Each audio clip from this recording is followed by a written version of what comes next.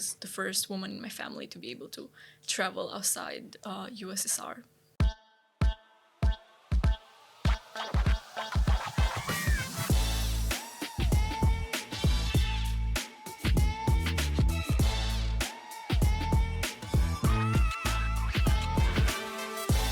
Welcome back to Pack Chats, your place for side hustles. Today I'm Krish, I'm joined by... Lucy, and today we have a very special guest, the student hustler of all hustlers.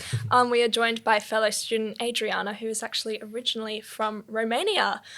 Just for a short background, Adriana, you completed your high school studies with the International Baccalaureate Program in Norway through a UWC scholarship, and you now study design in Australia, and you have vast experience working with both long and short form content creation. You specialise in student mentoring and digital communications. Adriana, thank you so much for joining us. Oh my God, that's the best introduction I've ever heard. Well, your resume is stacked, so it's really not hard to kind of riff on about you. Okay. Yeah, can you give us a quick rundown of kind of your journey from Romania to Sydney now?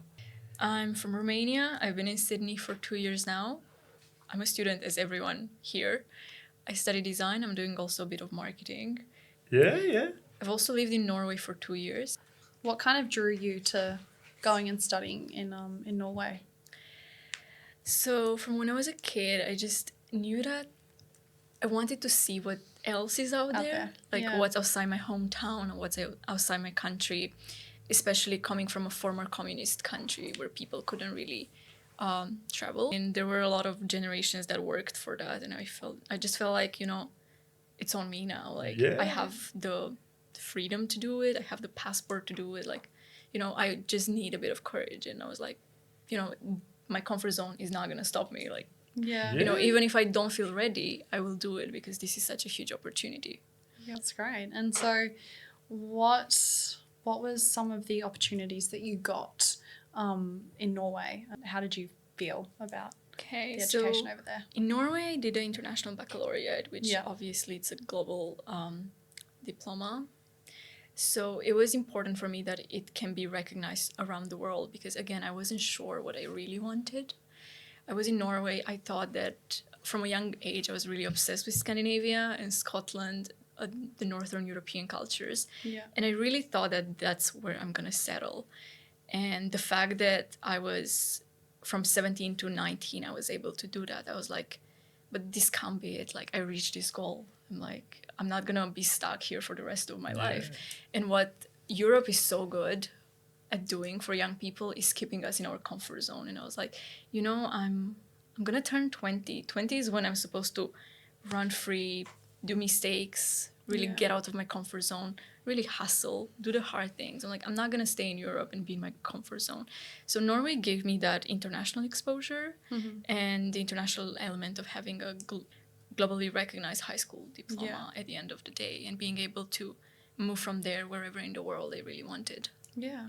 And you use that as a sort of a stepping stone to getting other students into, or like spreading the word that other students can go do that if they really want to. Yeah, so Tell us about honestly, that was interesting. And I feel like that's what made me who I am today. I was just 17, so mad at the fact that I found out about the IB and this scholarship so late. As I told you previously, I was in year 11. Yeah. And I was about to finish high school next year. But what I did, I decided to do an additional year and study the IB for 2 years. So in the end, I did 13 years, which was crazy to think. But like, I did not feel like it put me a step back compared to my classmates because I just went to do something so much more interesting that opened my horizons tenfold, like exponentially compared to someone from my hometown. I just had this message that I wanted to spread that, you can actually move abroad before university. You can study a global degree with scholarships because I went there through the United World Colleges, which offers scholarships to people from all over the world to study at their colleges. They have 18 colleges around 4 continents, if I'm not wrong. Yeah, so it started through this spark, the fact that I really wanted to help people like me that didn't have that information. So I put myself out there. I tried to engage a co-founder. I started posting. I started spreading the word. I built so many relationships. Even now, I speak with people that I met through the fact that I had an Instagram page and then a TikTok page talking about this. I also found out about so many cool programs. Like I did a podcast with guests from over 7 international programs, not just the one Wow. and to go back to the network side, even the freelance opportunities I got after this was through people that knew me because I was doing this. So I think, honestly, I started it because it was just like female rage. I was like, Yeah. how is this not out there? How don't students know about About this? this. And I kind of made it my personal mission to talk about it and spread the word. I'm not sure, it was not large scale by any chance, but I feel like it was very impactful because in the end, we managed to mentor students. We managed to build a lot of partnerships in both Romania and Moldova, which is the country next to it. They Yeah. still speak Romanian. It's their national language, actually. So we managed to spread the word, engage some people, make friendships and build connections along the way. Like it was just a short project I started in my boarding school, but it really impacted who I am. So from your experience building all of the like businesses and projects that you have, what's your opinion and what's your how important do you think networking is as a whole? To be honest, I think is the most important part. Like even me being here, I was only here because when I moved to Sydney, I was craving projects and like being part of a community, and I could not find that through my university. So I I researched thoroughly on the internet all the universities in Sydney and what societies they have who are part of there, and I started following a few societies from the University of Sydney, and they posted about this cool project that I joined. It was an inter-university project in product design, and this is how I know Grace that works with WolfX, and I've been following Grace on LinkedIn for 2 years now, and she posted about this. Then I went connected with Luke, and now I'm here. I really feel like a network is what makes him or breaks you, and definitely put yourself out there. I think this is where my travel experience has helped, because traveling alone, you speak to so many people and you are never shy to introduce yourself. And also the most fun part about traveling alone is that you can be a different person every day. Yeah, you can reinvent yourself. Yes, just like lie about it. Say that today I'm from Prague and I've seen, I don't know, my apartment is there and there. Like my friends are from here and there. Yeah, wow. Yeah, well, it sounds like you're quite the risk taker. You've got quite the adventurous spirit as well. Do you have the same approach to business? Oh, that's a good question. I think I used to. Like before I turned 20, before I came to Australia, I feel like I was pretty, not careless, but more risk-loving, really. Yeah. I did not contemplate so much on the drawbacks, on like what this could cost. But since I came to Sydney, and I feel like I made some pretty huge mistakes along the way that could cost me, obviously, a degree. Like, I started thinking about it more rationally. Like, right now, I would say that I analyze way deeper. No, I'm way more analytical when it comes to risks at this point in my life than I used to be 2 years ago. So have you heard, like, based on your program, any other female or male students that have gone off and kind of done the same thing as you done? Yeah, like one of my good friends, she just graduated. I graduated UWC in Norway. She graduated UWC in Thailand last year. I went to her graduation. That was amazing because we met through this program. She wanted to volunteer for us because we managed to engage volunteers to do a conference with I think we had over 200 signups. So that was very nice for something that existed for probably 6 months at that point. Yeah, right. So she got a scholarship. She went to Thailand. And now I think she's in the US on a scholarship given by her college in Thailand. Oh, wow. And that's just a cool story because she told me that she found out about UWC through me and through this program. So yeah, I really feel like it was not large scale, but it was highly impactful. Yeah, yeah. If I can jump to content creation, which was one of your second strategies, Okay. Projects, that kind of fear of perception or fear of kind of being in the online world, right? What is that like for you? Kind of the first time you tried it versus how it worked out. Oh my God. So the first time I really feel like I just had a message that I wanted to put out there. So I did not think about what social media is, how it's intended to be used, attention spans, like doing nice video editing or anything like that. I was yapping. Basically, I did not follow a structure or anything like that. It really helped me like be creative in a way because I was not limiting myself by looking at like content strategies, what language to use that incentivizes people to take this step, that I should have a call to action all the time, that I should really have a good hook that speaks to someone's pain points. So in the beginning I was not thinking about this, and I feel like that allowed me so much freedom to experiment. Yeah, on the topic of content creation as well, I know a lot of people are hesitant to get into it because of financial rewards. What was your experience? I feel like the motivating factor for you wasn't necessarily finances, so like being so young, but what was your experience with financial returns and content creation? Do you have any advice in that realm? All right. So I feel like for me it was highly different because I was in high school, so I was really not thinking about it. Yeah. It was, again, something that I wanted to put out there to make an impact. So I didn't really think about it, to be honest. But now, 2 years ago, when I wanted to monetize potentially a Substack or something of that sort, I really thought about it.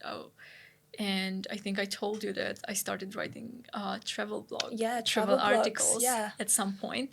And that was the incentive. I was like, okay, how can I monetize this? I'm off high school now. Yeah. I need some pocket money. Need some money. Yeah. This is adulthood. With social media, I think it's so hard to monetize it nowadays. But yeah, when I jumped back into it and I wanted to monetize more long form content, that was a big decisive factor. Like I really wanted to make money out of it.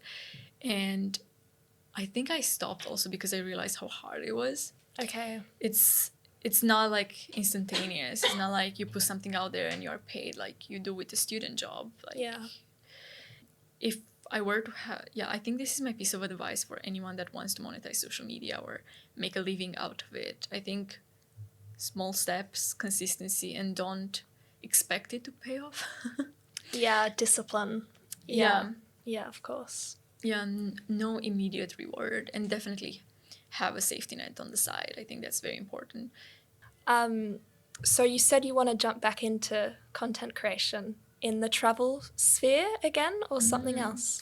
I was thinking about travel, but then I realized that for me, when I lived in Europe, I used to travel so much. Like, I'm a solo traveler at heart. I've solo traveled over 30 countries. Yeah, again, I think it was that childlike risk love. Like, honestly, I can't imagine how at 17 I was like exploring Norway on my own. Yeah, wow. Like, honestly, for my kids, I don't even know if I would ever allow that. I mean, I would. It's nothing too dangerous, but I definitely feel like in my late teenage years, which are so different from my early 20s now, in my late teenage years, I was still like mostly supported by my parents. So I was able to take risks because if I made a mistake, if I took the wrong step, like money won't disappear really. And because of that, I really liked exploring and going back to Norway, like meeting people from around the world and seeing the world. So I definitely felt like the most exciting part of my life was traveling and like seeing different countries. But then I moved into Sydney, and here it's so isolated. Like, sure, you can travel to Bali, it's just a 6-hour flight, but for an European, a 6-hour flight is like almost like flying to New York. So far. So long for us. But being in Sydney and not traveling for a while really pushed me to have micro adventures with myself Oh, and like cute. discover different Yeah. sides of Sydney. And I realized that, in my late teens, at like 17, 18, 19, I thought that travel was what defined me, and that was a way through which I enjoy the world. But right now, in my early 20s, I'm 22 right now, I'm enjoying my life through these micro adventures I have in a city I love. And the fact that I was able to sit still in Sydney for 2 years, not move too much. Like I've been to Southeast Asia for a couple of weeks, but not more than that. But like just being able to sit in one place and connect with it and still have my adventurous life here, that was like, wow. So definitely Yeah. if I go back into the travel space and content creation around that, I would probably do it differently. I would more so help people integrate abroad and help them define themselves through their experiences abroad. Is there a point where you've kind of like failed, but it's not, it's kind of helped you? Held you forward. Yeah. You've learned a lot from it. Choosing my degree and doing something that I know that probably I'm not gonna do in the future. Yeah. I really felt like a year ago, even a year ago, still felt like the greatest failure of my life. But now, as you said, I feel like I went through the hardships of it. Cried about it. Yeah. Cursed about it. Everything in between. I really hit the rock bottom. I really hit a rock bottom with that. But moving from there, I was like, okay, this is the lowest I'll probably be on this topic specifically. Yeah. But I feel like that also cultivated a resilience that I would have not gotten without it. Like knowing that you're building towards something that you don't want to do. The fact that I'm also an international student and I'm not able to change my degree and have that flexibility was really straining for me, really. Yeah. And I felt at some point like I was in a little capsule that I couldn't escape. Like my options were so limited, but I learned to build from that. Definitely felt like a failure. Yeah. But the way you redirect, I think, is more important. For me, it was really about being more proactive in who I reached out to, literally finding all the funny shortcuts to join societies at other universities. Finding a network on the other side of the world, like this still feels like my biggest success to date. Yeah. The fact that I felt like so lost when I got here. And I really felt like, what I tried to build towards coming from Norway to here, like being in the International Baccalaureate, almost having like a pretty successful like venture for an 18-year-old. Yeah. Even today, having people that know me because of that. Yeah. Like, I was like, wow, honestly, if you would put me in a room with 18-year-old me, she would win. Like, I'm scared of her. Like, that girl went full on. But for me to go from that to being here, being so unsure, and also my mental health, like, suffering because of it, because obviously my self-esteem was just so low. I was like, yeah, I'm in Sydney, but, like, what's going on? Like, I don't know who... Actually, I don't know who I am. I'm in this new environment, a new political system, because I came from Norway and socialism to, like, I don't know, the middle of capitalism. Yep.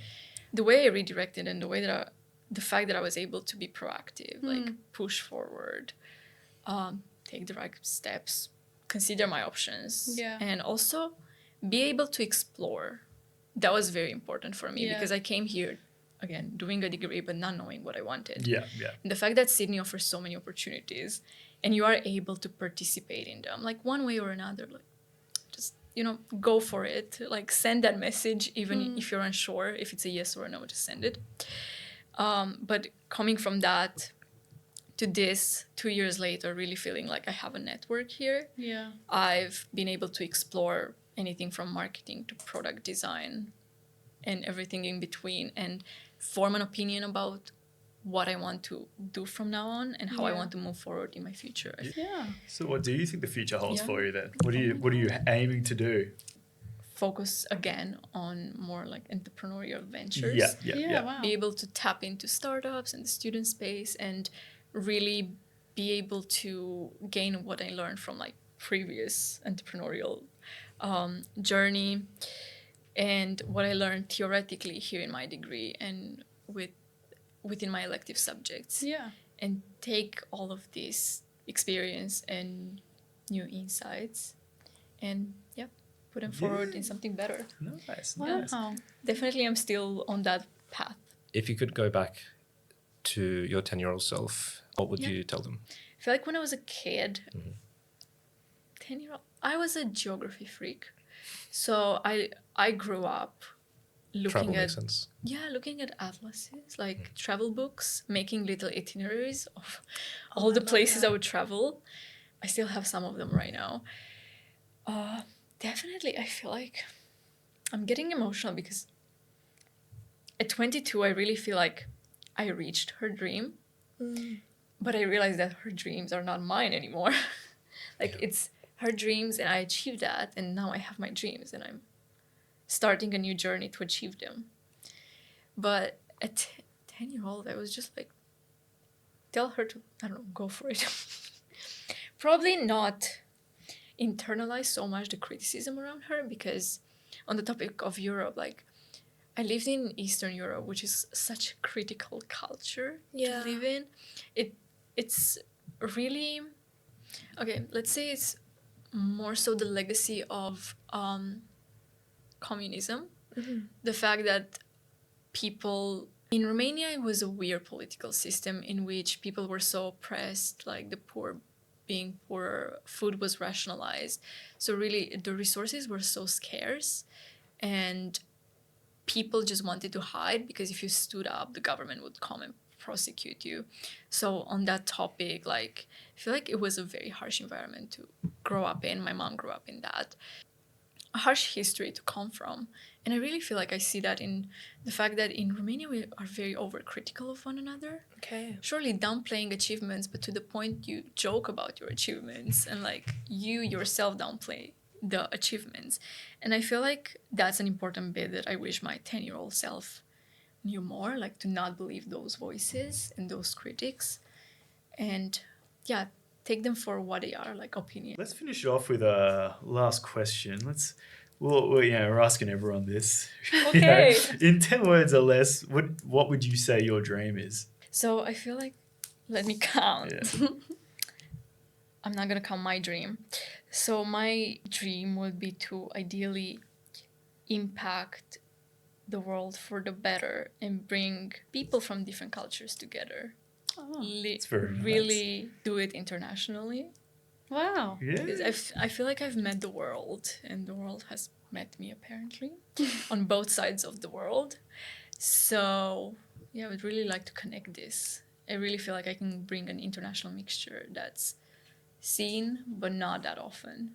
Well, there you go. You've definitely surpassed the criticism of those back home, and your resume is a testament to that, as well as your beautiful adventurous spirit. So thank you so much, Adriana, for joining us today. We really appreciate it, and we've gained so much from your insights. Oh my God, thank you so much. Thank you for having me and allowing me to explore my journey. No, of course. Honestly.